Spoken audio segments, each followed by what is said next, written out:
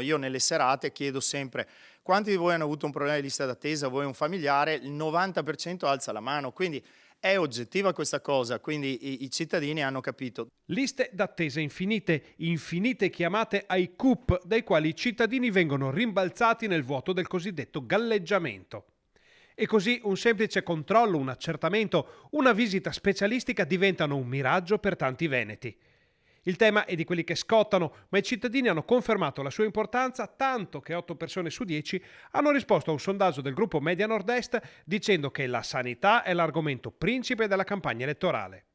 I dati ufficiali sulle liste d'attesa vengono rimandati al mittente dal PD, i cui esponenti parlano di questo meccanismo. I medici specialisti, quando vedono una persona per esami e altre visite che loro prescrivono, risultano come visite di controllo o esami di controllo e non come prime visite o primi esami di controllo, e quindi questo esce dal monitoraggio delle liste d'attesa. Per Beltramello uno dei problemi di base è dovuto a una sproporzione fra domanda e offerta. Per ridurre la domanda bisogna ammalarsi meno. Come si fa a ammalarsi meno? Bisogna investire in prevenzione, che parte dall'ambiente.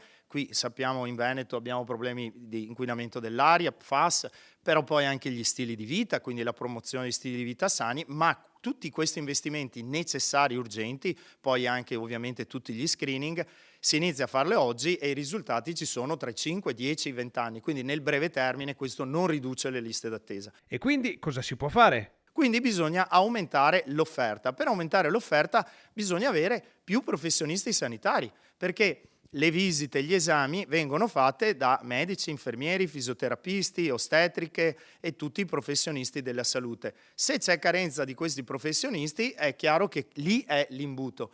Allora il vero investimento, la vera soluzione è quella di avere più professionisti. Il risultato di questa situazione è un corollario ben noto. Chi ha pazienza aspetta il proprio turno, magari un paio d'anni. Chi non può permettersi di aspettare va nel privato e chi non può permettersi il privato semplicemente non si cura. Chi può si paga le cure private e chi non può rinuncia alle cure, perché questo sta avvenendo nel Veneto, che abbiamo i centinaia di migliaia di cittadini che rinunciano a curarsi.